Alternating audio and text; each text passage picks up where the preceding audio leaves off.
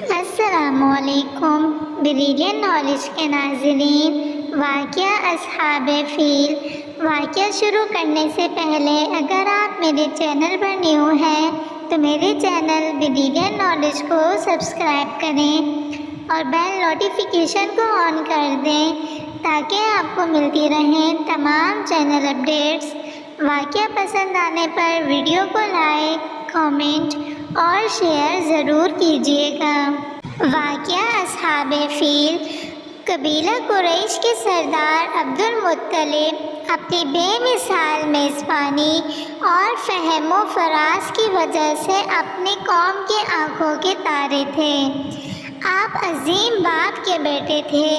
اللہ تعالیٰ نے آپ کو 10 خوبصورت، صحت مند اور جوان بیٹے عطا کیے تھے۔ ایک دن آپ کعبہ میں حتیم میں تشریف فرماتے تھے۔ آپ کے 10 بیٹے شیروں کی طرح آپ کے گرد حلقہ بنائے بیٹھے تھے کہ ایک اعرابی وہاں سے گزرا اور یہ خوشگوار منظر دیکھ کر بے ساختہ بولا، اللہ تعالیٰ جب کوئی مملکت بنانا پسند کرتا ہو تو اس کے قیام کے لیے اس قسم کے جو انمرد پیدا فرمایا کرتا ہے۔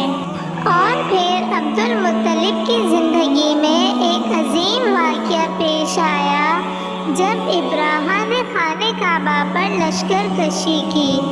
ابراہیم نے پہلے خوبصورت عظیم الشان گرجا تعمیر کیا۔ گرجے کو ہیرے جواہرات سے مرصع کیا کہ دیکھنے والے کی آنکھیں خیر ہو جاتی، لیکن بیت اللہ کے شیدائیوں نے گرجے کو ایک نظر بھی اٹھا کر نہ دیکھا۔ ابراہیم کی خواہش تھی کہ اب لوگ خانہ کعبہ کے بجائے اس کی بنائی ہوئی گرجے کی پوجا کریں۔ اب اس نے کعبے کی زیارت کو آنے والے قافلوں کو روکنا شروع کر دیا، لیکن اس کی کوئی بھی کوشش کامیاب نہ ہوئی تو نفرت کی آگ میں جل کر کہا کہ اب میں خانہ کعبہ کو نعوذ باللہ گرا دوں گا۔ یہ خبر پورے عرب میں آگ کی طرح پھیل گئی اور پھر ابراہیم والے یمن کو ایک کوہ پیک کر ہاتھی پر سوار ہو کر اپنے ساتھ ہاتھیوں کا لشکر لے کر مکہ مکرمہ پر چڑھائی کے لیے نکلا۔ ابراہیم اپنے لشکر کے ساتھ طائف پہنچا۔ یہاں کے باشندوں نے اس کی اطاعت کی۔ اب ابراہیم وادی مکہ مکرمہ میں آ کر ٹھہر گیا اور اپنے سواروں کو ایک دستہ اہل مکہ کی طرف بھیجتا کہ وہ اہل مکہ کو خوف زدہ کر سکیں۔ اس دستے نے خوب لوٹ مار کی، لوگوں میں خوف و ہراس پھیلایا، لوگوں کا بہت سارا مال اور جانور لوٹ کر لے گئے۔ ان میں عبد المطلب کے 100 اونٹ بھی شامل تھے۔ پھر ابراہیم کا سپاہی حنان سمیری عبد المطلب کے پاس گیا اور آپ کو لے کر ابراہیم کے پاس حاضر ہوا۔ ابراہیم نے جب آپ کو دیکھا تو آپ کی بہت تعظیم کی، تخت سے نیچے اتر کر قالین پر بیٹھ گیا اور عبد المطلب کو اپنے پہلو میں بٹھا لیا اور پوچھا کیا کام ہے؟ تو عبد المطلب بولے، آپ کے سپاہی میرے اونٹ لے آئے ہیں، میں انہیں واپس لینے آیا ہوں۔ تو ابراہیم بہت زیادہ حیران ہوا کہ تمہیں اپنے اونٹوں کی پرواہ ہے لیکن تمہیں خانہ کعبہ کا احساس نہیں ہے جس کو میں گرانے آیا ہوں، جو تمہاری اور تمہارے آباء و اجداد کی عبادت گاہ ہے۔ تمہیں اس کی کوئی پریشانی نہیں ہے۔ تو فہم و فراز کے مالک جناب عبد المطلب نے کہا، میں اپنے اونٹوں کا مالک ہوں اور میں انہیں ہی لینے آیا ہوں، اور جس گھر کو تم گرانے آئے ہو اس کا بھی ایک مالک ہے اور وہ خود اس کی حفاظت کرے گا۔ تو حبشی ابراہیم غرور سے بولا، اب میرے شر سے کوئی بھی کعبہ کو نہیں بچا سکتا، کعبے کی اینٹ اینٹ بچا دوں گا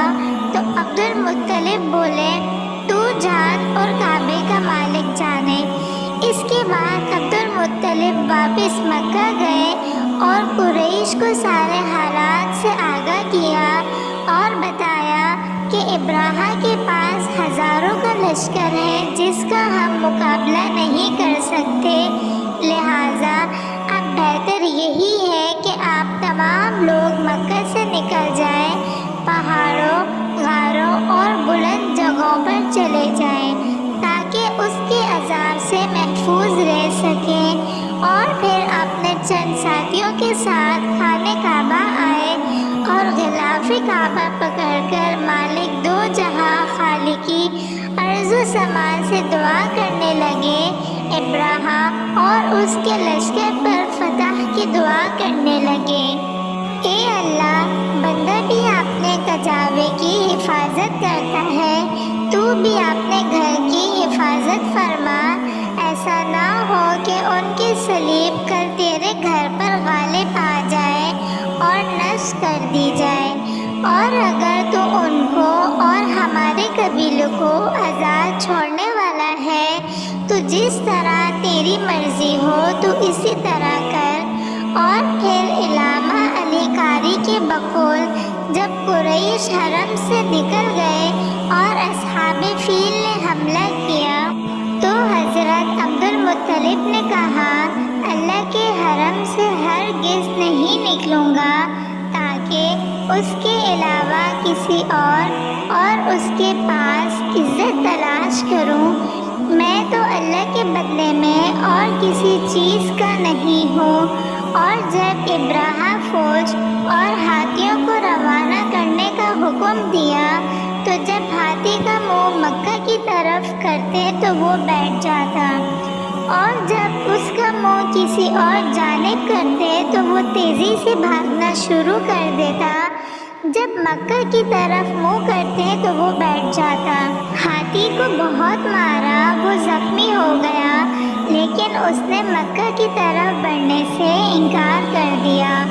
اسی دوران سمندر کی طرف سے اللہ تعالیٰ نے ابابیلوں کے غول بھیجے جن کے منہ میں کنکریاں تھیں، ایک منہ اور دو کنکریاں پنجوں میں ابراہا کے لشکر پر آ کر کنکریوں کی بارش شروع کر دی۔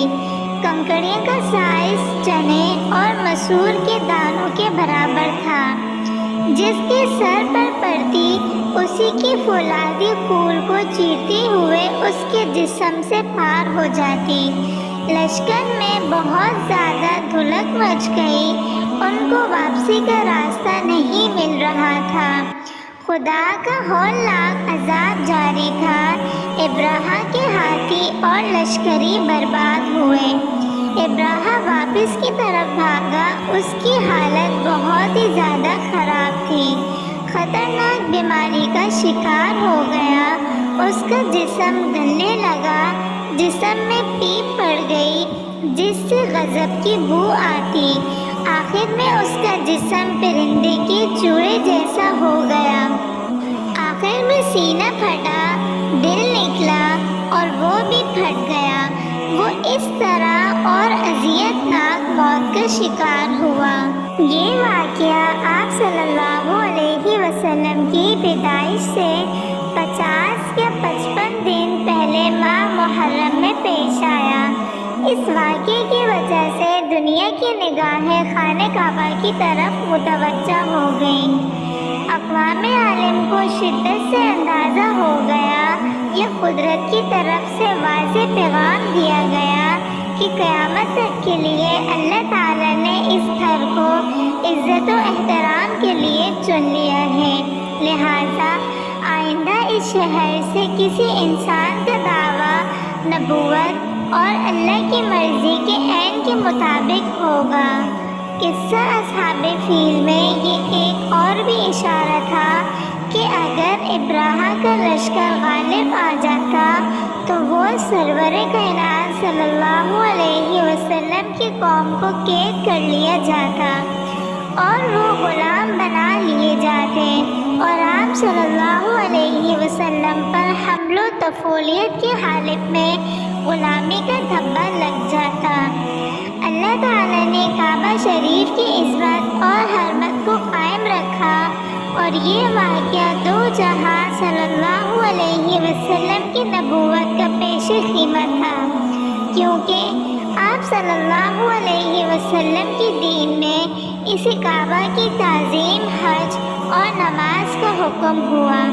ابراہا اور اس کے لشکر کی تباہی اقوام عالم کے لیے واضح اشارہ تھا کہ صدیوں کے انتظار کے بعد اب سسکتی تڑپتی انسانیت جو ظلم و جبر اور جہالت کے سمندر میں غرق تھی، اس کا مسیحا اسی شہر سے طلوع ہوگا جو قیامت تک آنے والے مجبوروں، بے بسوں کا ولی ہوگا، بے آسروں کا آسمان ہوگا، نسل انسانی کی سب سے بڑی انسان، نبیوں کے سردار، خدا کے محبوب، تخلیقی کائنات کا ظہور، اور اب اسی شہر سے ہوگا، اور پھر یہ شہر قیامت تک اربوں انسانوں کی عبادت